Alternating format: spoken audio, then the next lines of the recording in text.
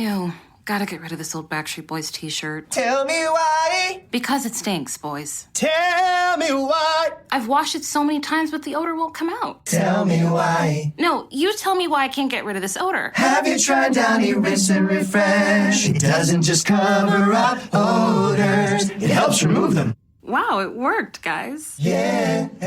Downy Rinse and Refresh removes more odor in one wash than the leading value detergent in 3 washes. Find it wherever you buy laundry products. The following production is part of the We Be Geeks podcast collective. All this has happened before.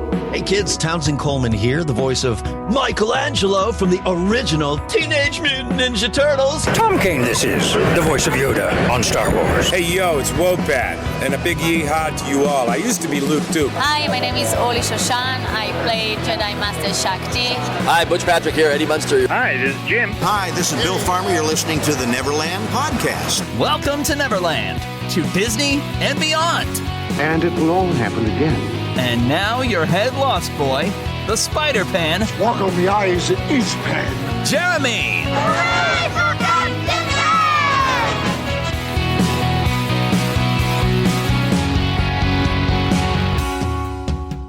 Take your pixie out of your pockets, Neverlanders, and sprinkle some of that pixie dust around.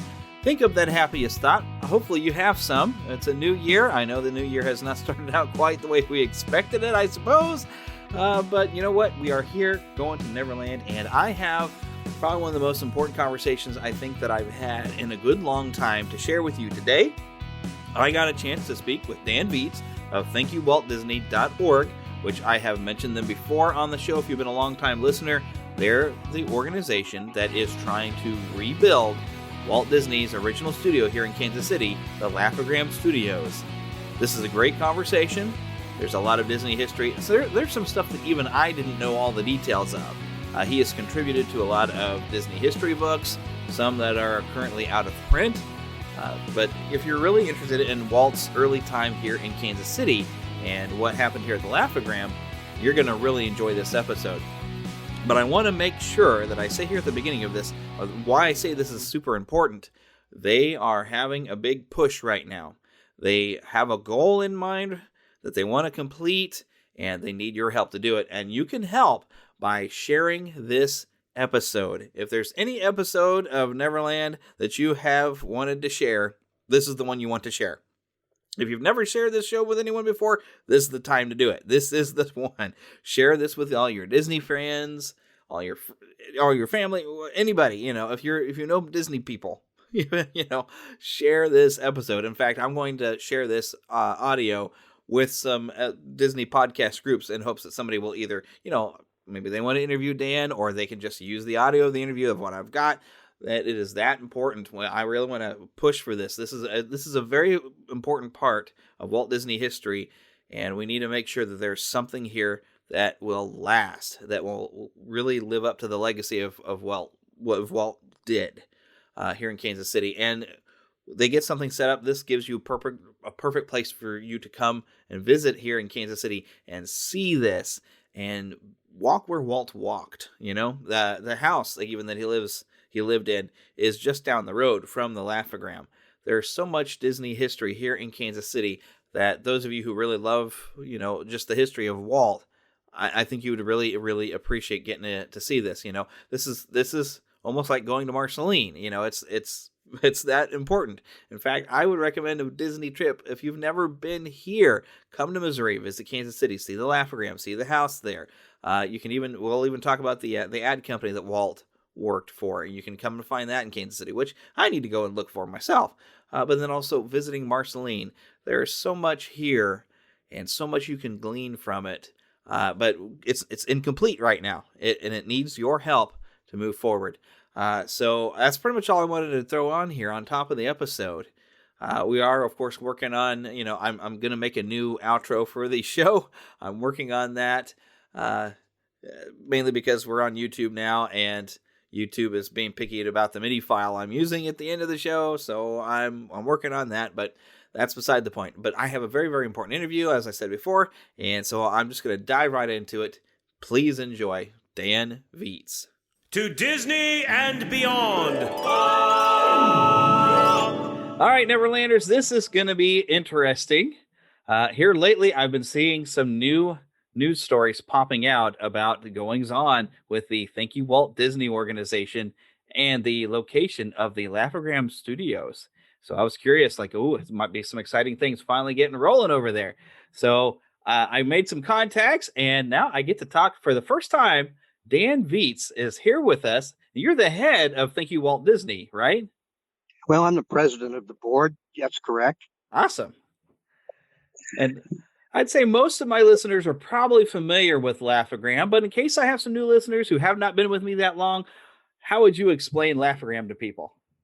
Well, Laugh-O-Gram was Walt Disney's first professional film studio.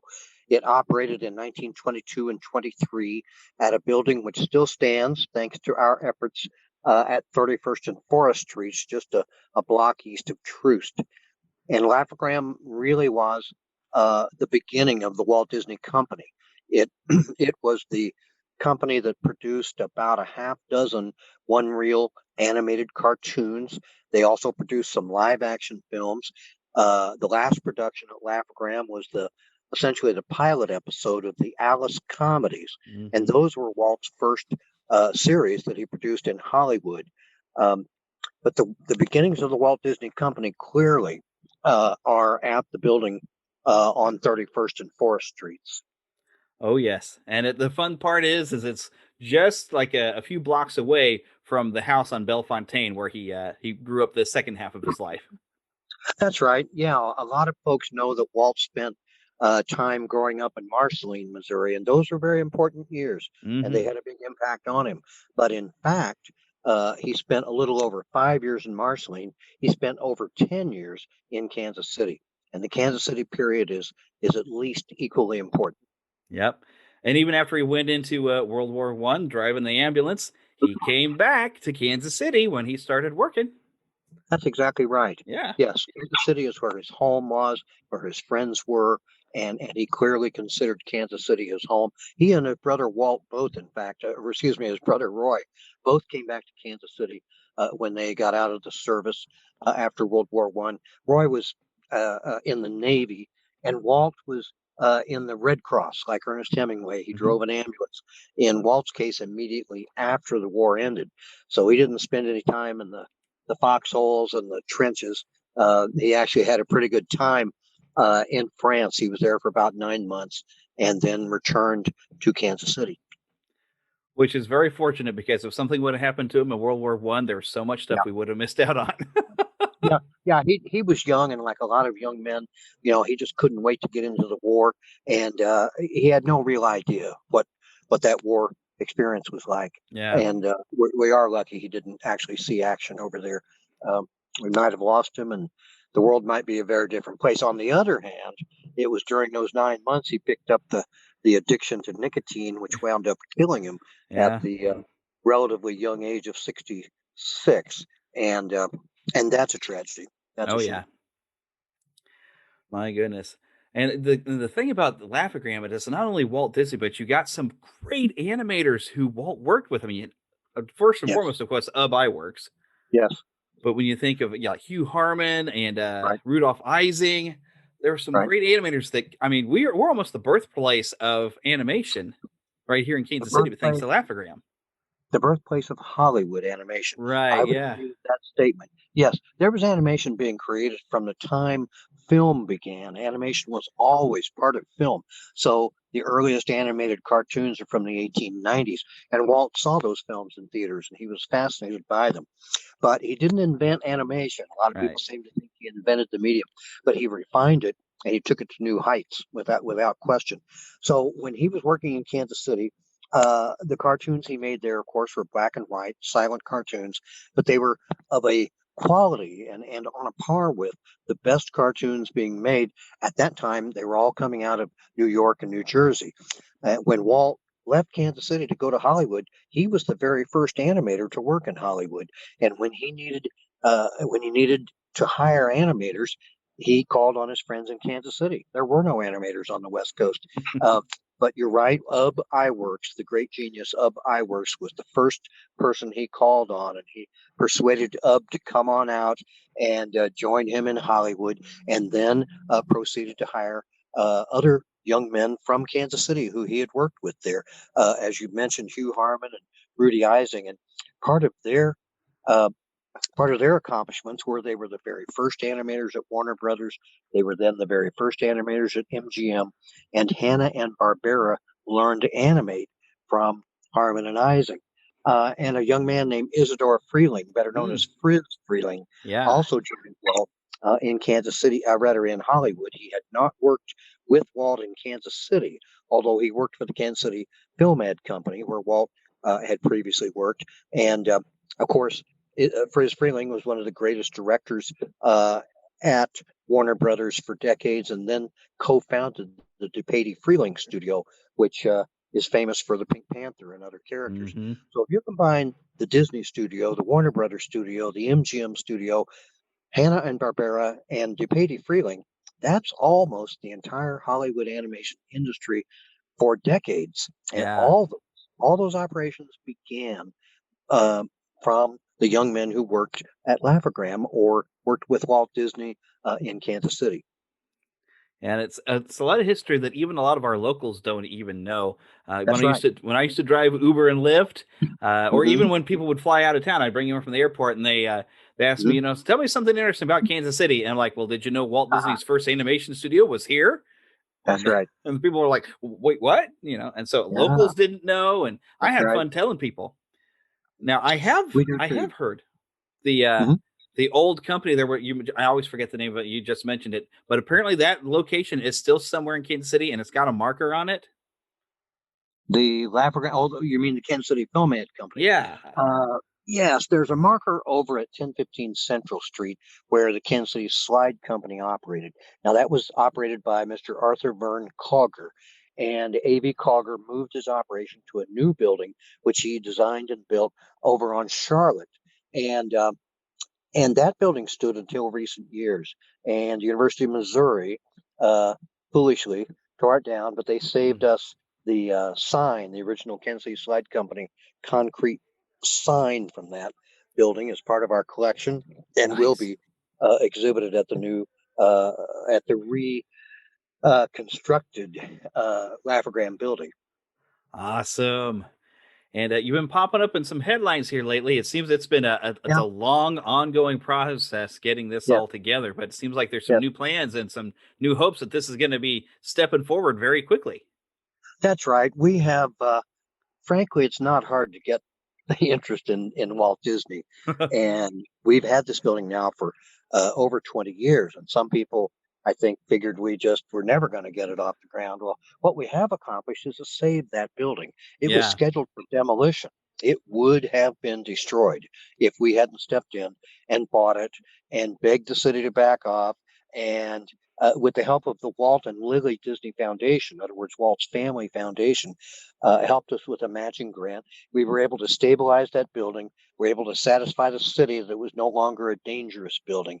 And so that's our major accomplishment. Now, what we hope to accomplish is to restore that building to its original appearance back in 1922.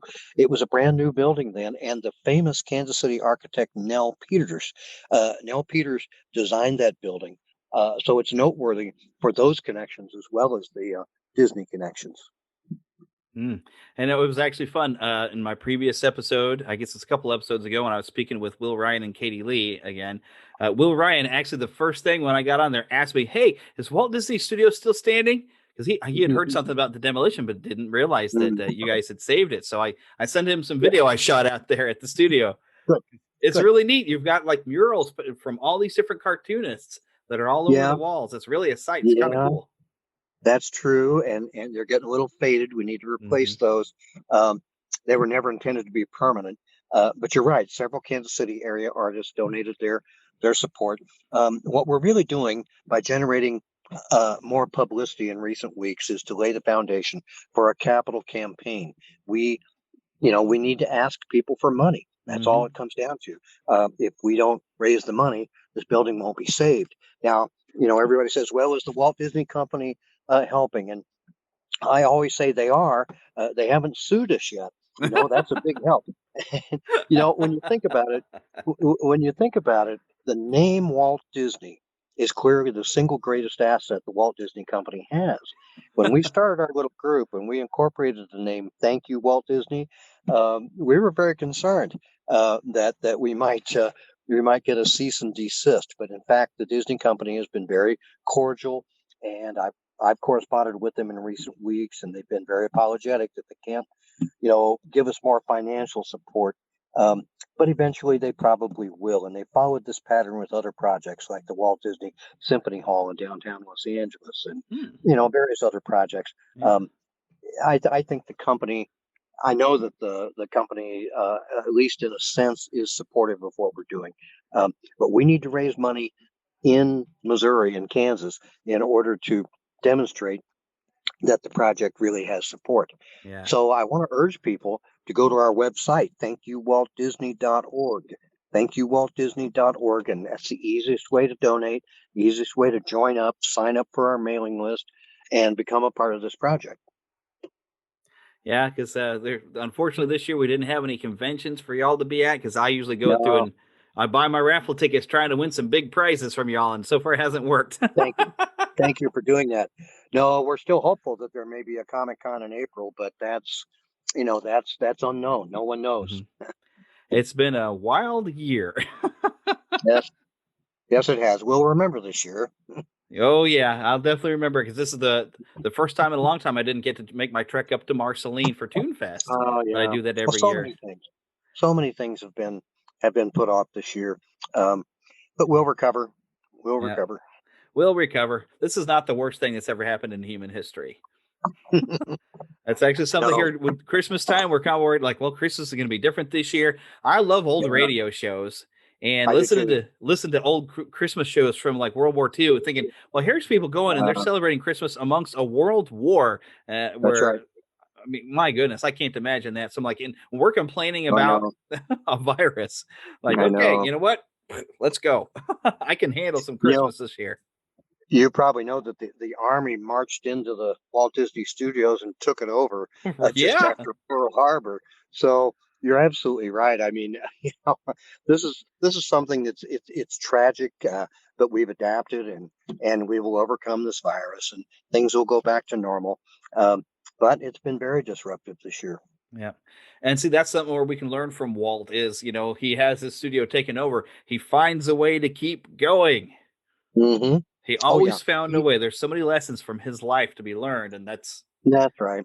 I think he was actually proud to be able to help with the war effort. Yeah. And of course, the studio's production during World War II was largely educational films that were supportive of the war effort. Animation turned out to be a great tool for training. You can show people things in animation that you really can't show them in live action. So it's a very effective educational tool. And Disney was clearly proud to be able to help the war effort.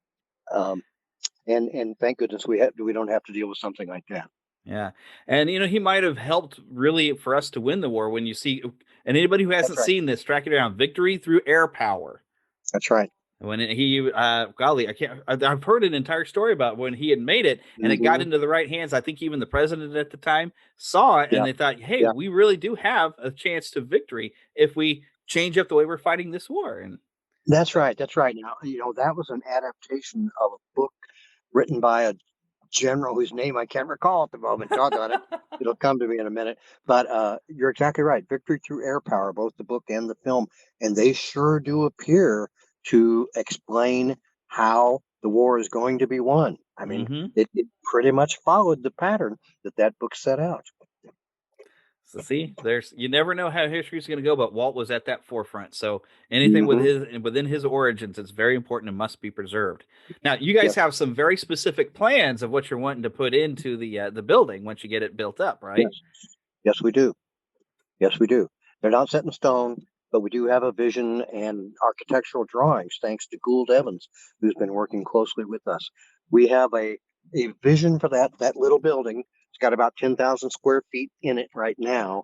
We're even thinking about expanding it at some point. But What we will install in there is a small film theater, a small, high-quality film theater. We will also have a co-working space.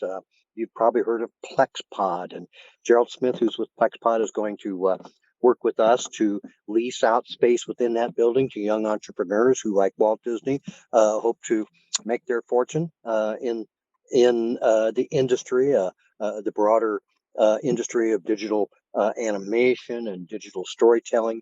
A group whose board I chair called Digistory KC may be one of our prime tenants. But we'll also have a museum. This building is going to lend itself to multiple functions. And so much of the wall space is going to be devoted to exhibits which tell the story of Walt Disney and the other great animators who worked with him in Kansas City. Because as you noted, very few people in Kansas City have any idea of the importance to the entire industry of what happened there. Yeah, so very important to preserve it. And I like that you're going into innovation of animation, because that's something I think if Walt was still alive and kicking today, he would definitely be innovating on the animation. He'd be very excited about the project.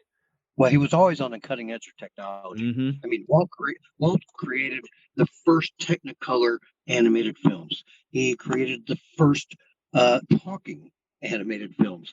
He was one of the very first Hollywood filmmakers to embrace television.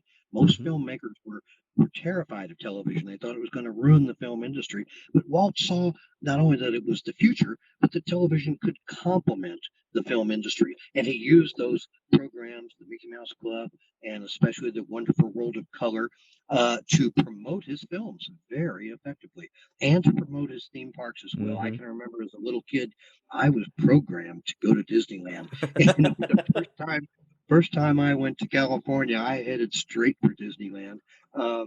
He was a genius. He and Roy both were geniuses in their own fields.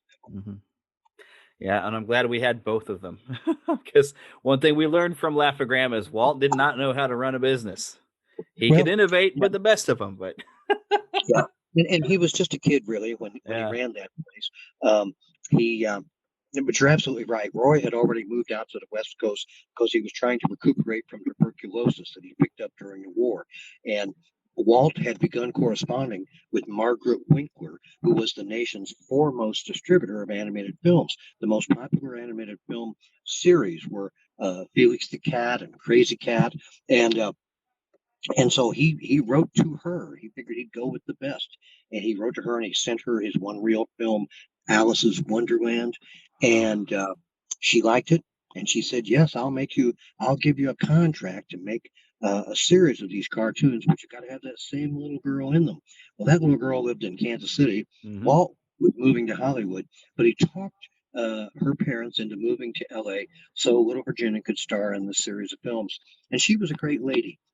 Virginia Davis played a very important role in the early history of the Walt Disney Company, both in Kansas City and in Hollywood.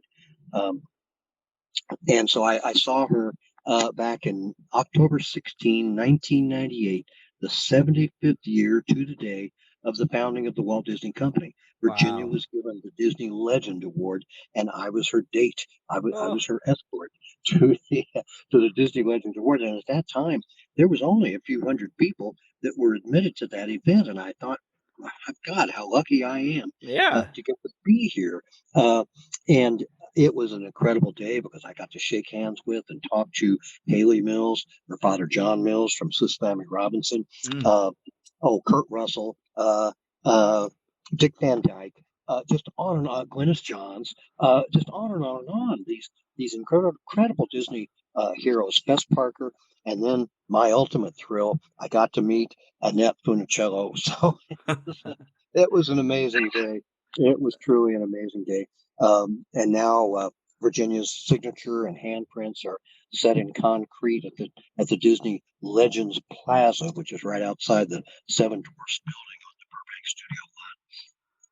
Wow. So during this event, was your jaw just on the floor the entire time? It sounds like we're losing our audio a little bit, Ted, but I figure your jaw had to have been just on the floor through that entire event. Yes, it was awesome. It was awesome. I was in heaven. No doubt about it. No doubt about it. A red letter day. I also got to spend, another one of my red letter Disney days is I developed an acquaintance with the lady who was the voice of Snow White, Andrea Castellati. Wow. And visited her home one evening. I'd been out to LA for Disney conventions and events several times, and every time I'd call up and say, "Hey, it was Adriana." I said, "Can I come over and visit you?" And she'd say, "Oh, I'm not feeling well. Maybe another time." Finally, I call up one day, and it's like my next to last day in Los Angeles. But I call up, I get the answering machine. I say, "Oh, Adriana, can I come visit you, please? Can I come see you this evening?" And she picks up the phone and starts singing music from Snow White. Oh, wow. It says, "Yes, Dan, I'm feeling great today. Come on by." So I bring her some flowers, and I've got my video camera running, from the minute she opens the door. And she was a great ham. She was totally into it. And so, gosh, I made a video that evening that I really ought to distribute, I guess. But in her home, talking with her about her work on Snow White, the stories she told for years on the Tonight Show and other places, but to be there with her, and then she sits down at the baby grand piano with her Disney Legend Award on top and just reels off the whole soundtrack to Snow White. Wow. It was a great performance. It was so magical, to be there with Snow White. Wow. That was a great experience.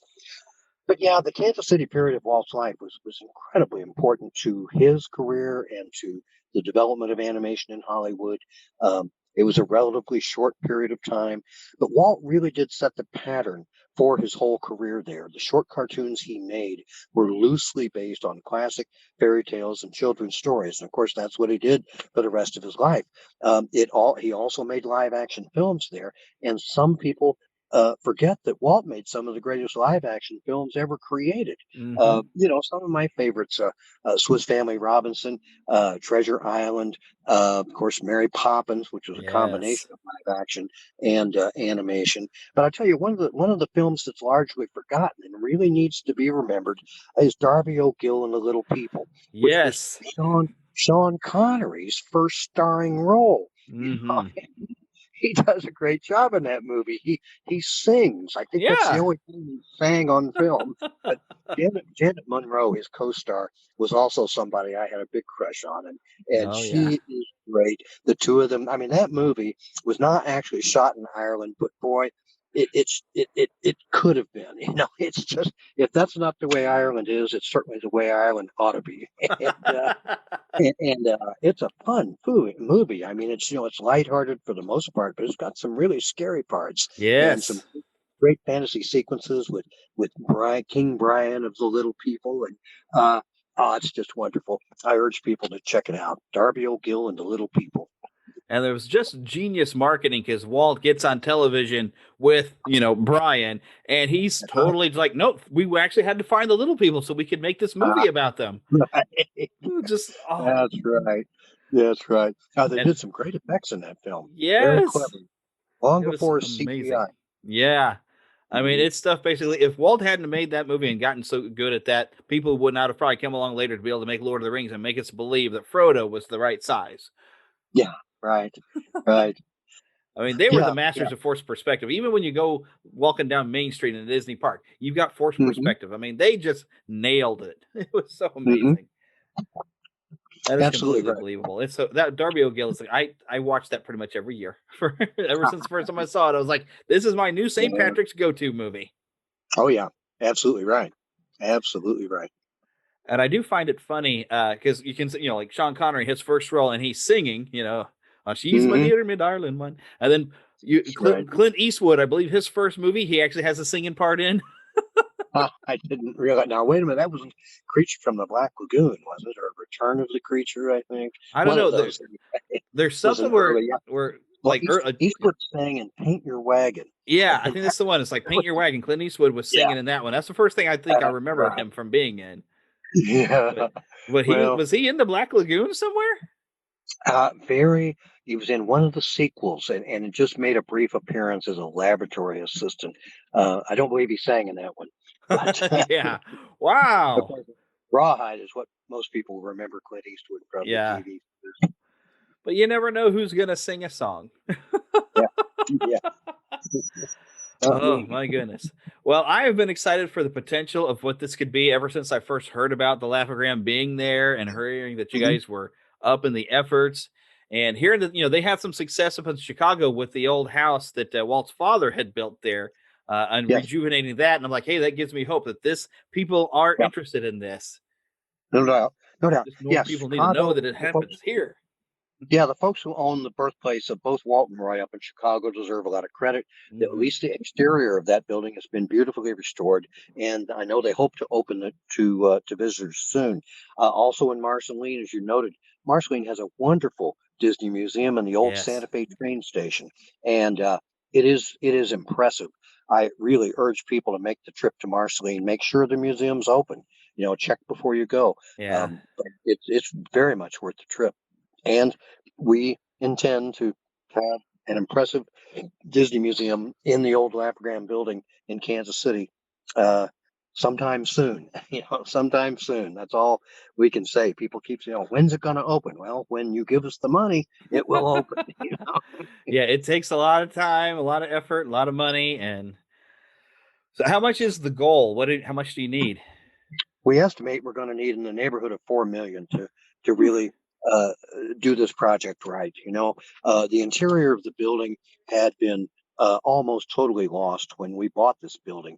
The building was designed by Kansas City architect Nell Peters to have several, we don't know for sure, but it might have been as many as a dozen skylights in it. And of course, skylights are great for artists. Skylights provide great illumination, but they are also a weak point in the roof of a building.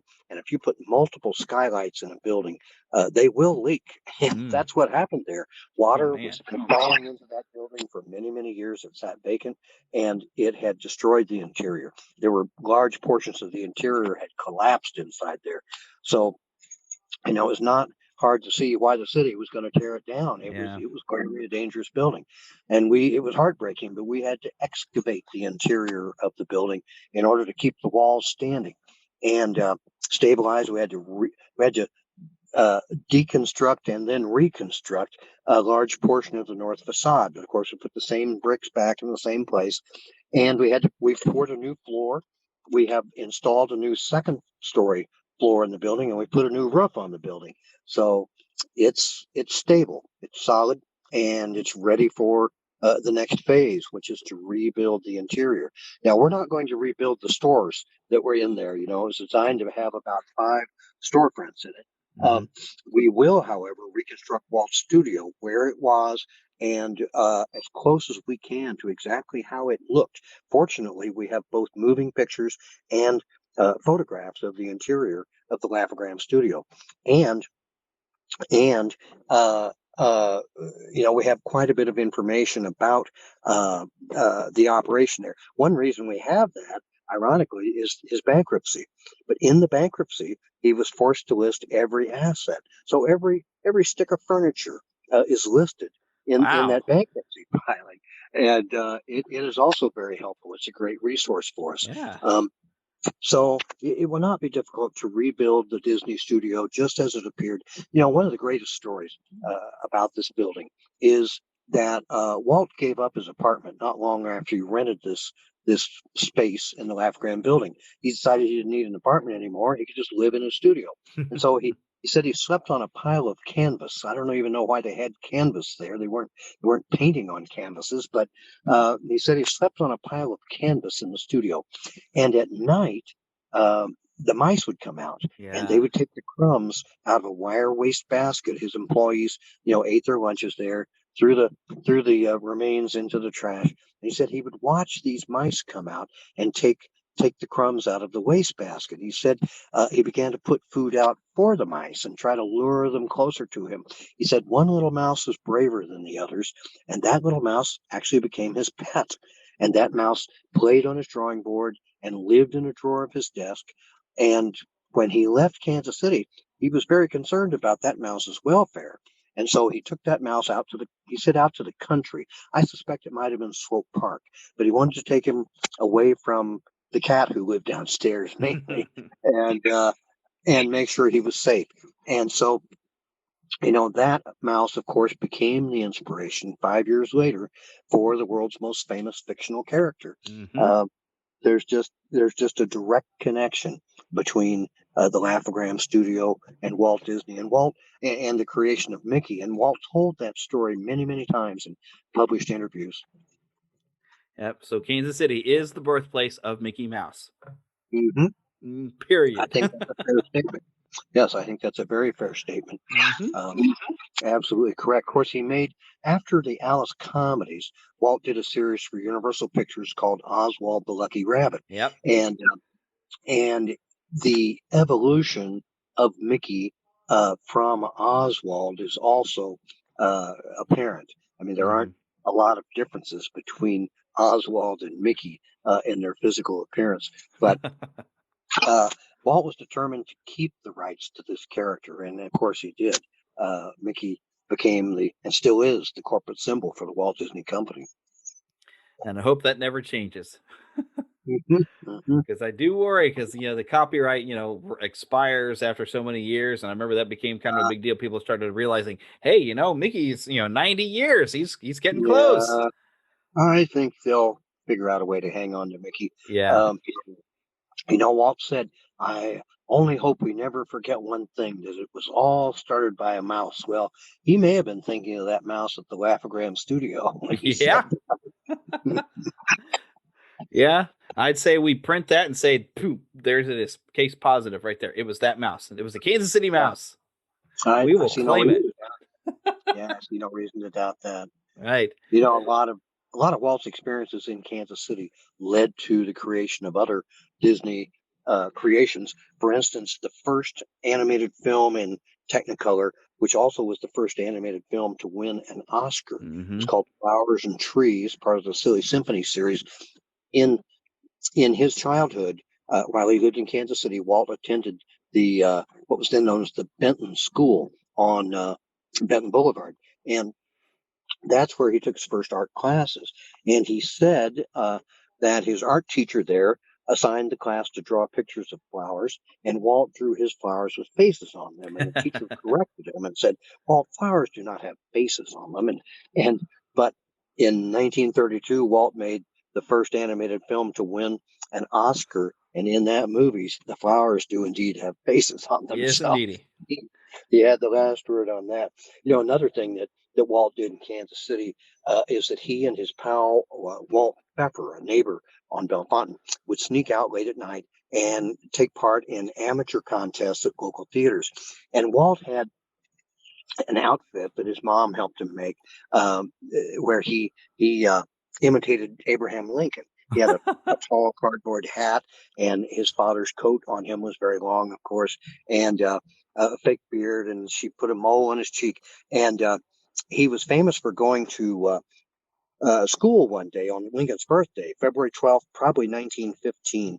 He went to school in his Lincoln outfit, and he recited the Gettysburg Address. Wow. Well, his teacher was very impressed with that and took him to visit the principal, J.M. Cottingham, and the principal took him around to all the classes to do his Lincoln routine. Well, in 1963 or so, the state of Illinois came to Walt and said, we want you to help design our pavilion for the 1964-65 New York World's Fair. Walt said, I will build for you the most lifelike, the most realistic robot that has ever been created in the image of the 16th president. And so the Lincoln figure that he created for the New York World's Fair later on, of course, was transferred to Disneyland and inspired the Hall of Presidents at Walt Disney World.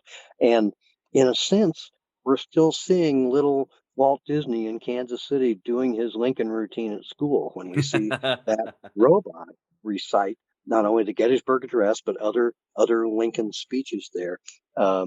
It's just almost beyond debate that was the inspiration, although he may not have said it at the time. But many of Walt's experiences in Kansas City had a direct impact and a major impact on his films and on his theme parks. No question about it. You know, he used to go to a place called Electric Park. Electric Park was Kansas City's Coney Island, and that's how they promoted it, was Kansas City's Coney Island. And Electric Park was a big deal. It was a gigantic park. It was around 46th and Paseo, and there's nothing left of it today. You can't see anything that indicates there was ever a theme park, or I should say an amusement park there. But Electric Park, as the name suggests, was just full of electric lights back when many people didn't even have electricity in their homes. But at nighttime, when they turned on the lights, and all of the architecture there was outlined in white lights, I think that is the reason the same thing happens today in Disneyland and all the other Disney theme parks. You know, Marceline had a big impact on Disneyland, but so did Kansas City. Right. Well, we probably better wrap this up. But so once again, where can everybody go to make donations to help keep this project going? Go to thankyouwaltdisney.org. Thankyouwaltdisney.org, and you'll find lots of interviews there, lots of information, and you can join. You can make a monthly donation. That would be ideal. Yeah. You can sign up and whatever you can afford, a monthly donation. We would deeply appreciate it, and you will help us move that much quicker toward our goal of opening this building to the public. And then once it's there, no matter where you live, take the time, plan a trip here to Kansas City, and then once you've come toward the studio, make sure you drive up to Marceline. Just get the whole thing. Just make the whole whirlwind tour of it here in Missouri. We'd love to have people come and visit us because, the magic started in Marceline, but it continued here before it launched itself into Hollywood. That's exactly right. Oh, yes. That's well, thank you, Dan, for coming and talking to us. And, you're very welcome, sir. And I'm going to have to talk to you again because there's probably a lot more Kansas City history that you haven't got a chance to share yet. We'll do it again anytime you like. Awesome. Thanks again. You're welcome, Jeremy. Have a nice night. Hey, thanks for listening to this week's episode of Neverland to Disney and Beyond. And of course, I want to remind you to keep a pixie in your pocket. And what do I mean by that? Well, that is that young at heart positive thoughts that you're going to keep in your pocket and share it with other people. Pull out that pixie dust and share it. Make sure, of course, that you check our show notes right there in whatever app you're listening to. There's a way to find the show notes. Now, I don't know what app you're listening to, so I can't tell you the specifics, but go and check it out. Also, visit our website, neverlandpodcast.com. Make sure that you leave us a nice review on whatever you're listening to, be it Apple or Google or Stitcher or just about anywhere. Leave us a nice review, and we appreciate that. And also make sure you share the show with others because we like to bring other people into our community. And of course, make sure you visit our Patreon page, patreon.com/Neverland Podcast. We appreciate all of your help to keeping the magic alive here in Neverland. And of course, if you're looking for a bit more fun, go search for us on YouTube, Neverland to Disney and Beyond. Until next week, like I said, keep a pixie in your pocket.